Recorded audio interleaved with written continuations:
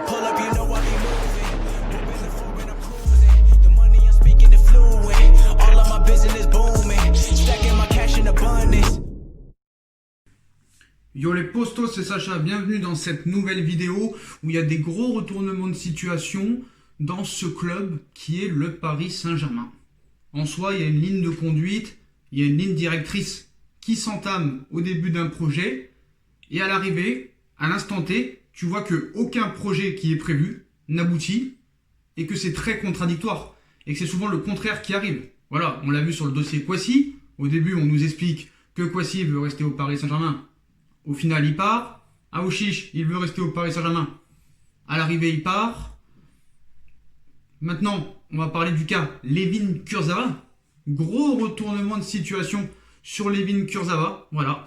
Donc, longtemps annoncé sur le départ du Paris Saint-Germain, notamment par Leonardo, qui avait, il y a 2 semaines, je vous rappelle, dans l'interview de Neo JDD, confirmé les départs de Cavani, Thiago Silva, Meunier et Kurzawa. Mais voilà, Layvin Kurzawa pourrait prochainement, contre toute attente, prolonger son contrat avec la formation parisienne. Donc si l'exercice, comme vous le savez, 2019-2020 est officiellement terminé depuis le 30 avril dernier en raison de la pandémie. Donc le Paris Saint-Germain est sacré champion de France, vous le savez, pour la 3e année consécutive. Mais la Ligue des Champions n'a pas encore rendu son verdict cette saison. Donc contrairement aux précédentes éditions, vous le savez, le club de la capitale est encore en lice pour les quarts de finale de la plus prestigieuse des compétitions européennes. Donc comme vous le savez, en août se jouera la suite de la compétition. Donc comme ses concurrents, le PSG doit faire face à la situation contractuelle de ses joueurs dont le bail expire au 30 juin prochain. Comme vous savez, Thiago Silva va poursuivre. Ce n'est pas le cas d'Edinson Cavani et de Thomas Meunier. Layvin Kurzawa lui aussi va prolonger de 2 mois, mais va même prolonger au-delà de ça. On lui proposerait une prolongation de 4 ans. Donc apparemment, Kurzawa pourrait être installé à Paris dans la durée. C'était inimaginable il y a encore 1 jour ou 2. Leonardo l'a confirmé. Donc en soi, quand il y a des informations comme ça, il faut prendre 2 poids 2 mesures. Il faut peser le pour et le contre et se poser les bonnes questions. Comment un indésirable peut devenir désirable? Donc il y a plusieurs choses. Donc selon les informations d'RMC Sport, le latéral gauche parisien a en effet entamé des négociations avec sa direction au sujet d'une prolongation de contrat au-delà de cette saison 2019-2020.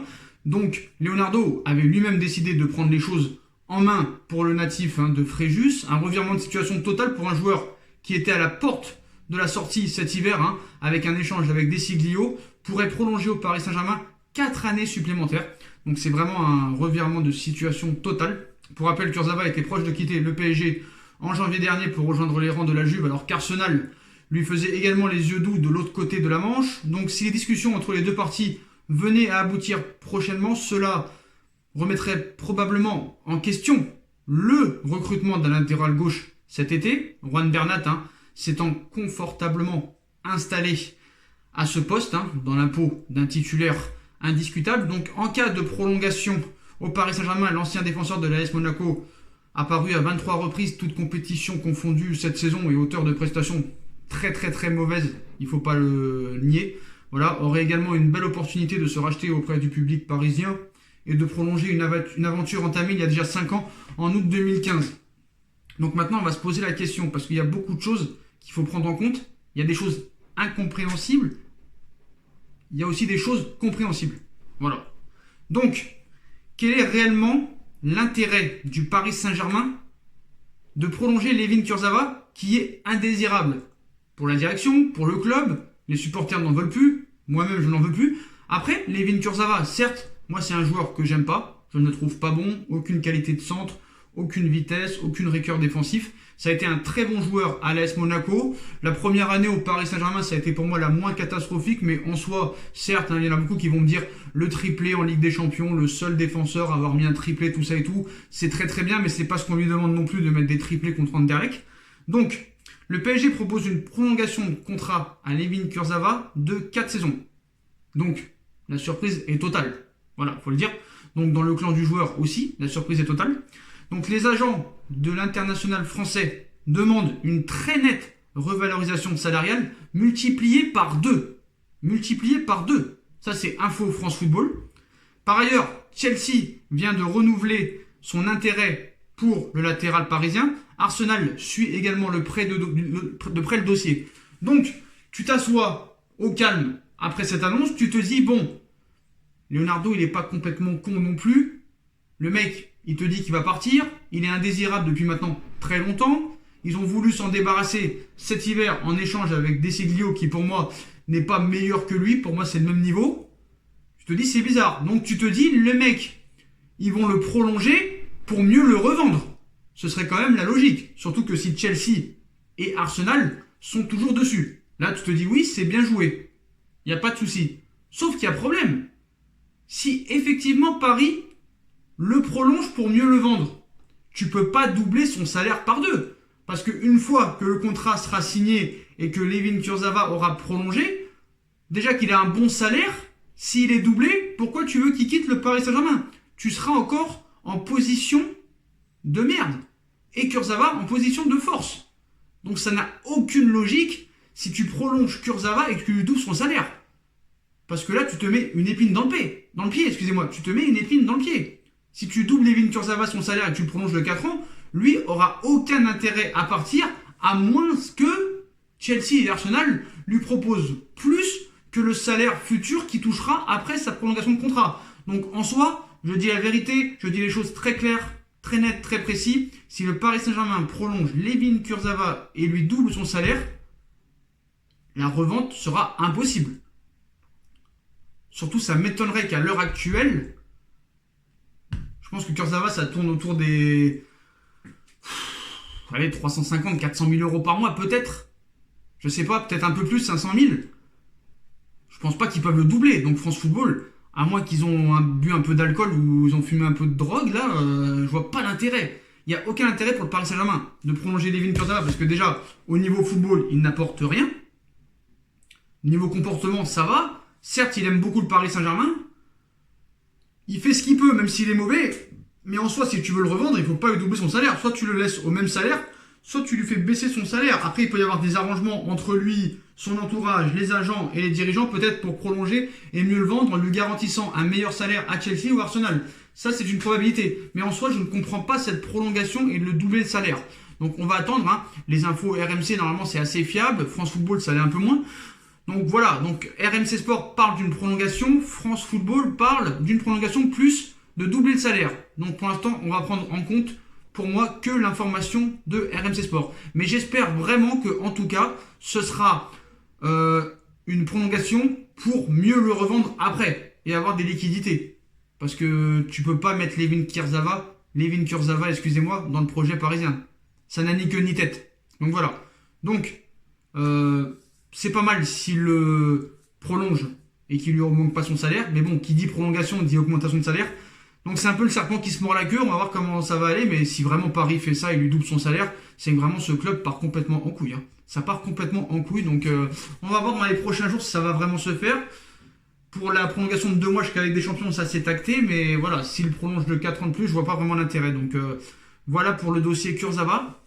On va revenir un petit peu aux jeunes. Je vous avais parlé hier d'un autre joueur des U15 qui va quitter le Paris Saint-Germain. Apparemment, il y en a encore un autre qui devrait quitter le Paris Saint-Germain. Donc, né en mai 2005, et mesurant déjà 1m95, le jeune défenseur central El Shaddai Bichabou, voilà, est l'un des grands espoirs du centre de formation du PSG. Et selon plusieurs sources, Paris n'est pas certain de pouvoir conserver le jeune Titi parisien et le Bayern de Munich serait à l'affût. Donc il y aurait des informations à ce sujet, hein. Suite au problème des derniers jeunes qui refusent leur contrat pro au Paris Saint-Germain, le club se prépare à une purge menée par le Qatar et Doha. L'émir en personne a été alerté depuis janvier via ces 3 tours de contrôle, hein, des démarches de certaines personnes du club et clan présidentiel. Une liste noire des agents ou conseillers ayant détourné les jeunes a été établie. Plusieurs démarches auront lieu contre ces personnes dont certaines exercent le métier d'agent sans licence d'agent, mais aussi l'exclusion des jeunes qui travaillent avec ces personnes. Donc c'est-à-dire qu'apparemment Doha, ils vont voir que les mecs, s'ils ont des agents qui n'ont pas de licence, bah, ils iront se faire foutre. Voilà. Mais c'est vrai qu'il va falloir vraiment régler ce problème des titis parisiens en soi. Donc c'est un débat assez ouvert, hein, chacun donne son avis. Et voilà, c'est compliqué quand même. En tout cas, il y a une guerre entre le Paris Saint-Germain et le Bayern de Munich, ça c'est clair et net. Donc on va pas revenir d'où vient cette guerre, on l'avait déjà dit. Hein. Il y en a beaucoup qui disent que au niveau sportif, la guerre c'est entre le Barça et le Paris Saint-Germain. C'est sportif, plus transactions, transferts et à l'intérieur, et à l'organigramme des deux clubs. Ça c'est clair et net, le Barça et le Bayern. Parce que le Bayern, depuis 2011-2012, il critique le Qatar pour ses investissements. On va pas y revenir là-dessus. C'est vrai que eux, ils l'ont encore en travers. Hein. Le transfert de Juan Bernat qui devait se finaliser à 15 millions d'euros, finalement à 5 millions d'euros. Les manières d'Antero Henrique n'ont pas été très appréciées du côté de l'Allemagne. Donc maintenant, ça part en guerre, mais en guerre totale. Tanguy Kouassi, Aouchiche peut-être. Maintenant, ce joueur, El Shaddai Bichiapou, est-ce qu'il s'appelle vraiment comme ça? J'ai du mal à le dire. Voilà. Sur le cas Sergino Dest, défenseur de l'Ajax d'Amsterdam, on sait que Paris était dessus. Et le Bayern aussi, apparemment c'est le Bayern qui va remporter la victoire. Il y a un problème. Il y a un problème entre le PSG et le Bayern de Munich. Donc maintenant, on se pose la question, est-ce que Paris va riposter sur Hernandez? C'est tout à fait possible. Mais en soi, c'est encore le Bayern de Munich qui aura les cartes entre les mains. Et qui aura les pouvoirs.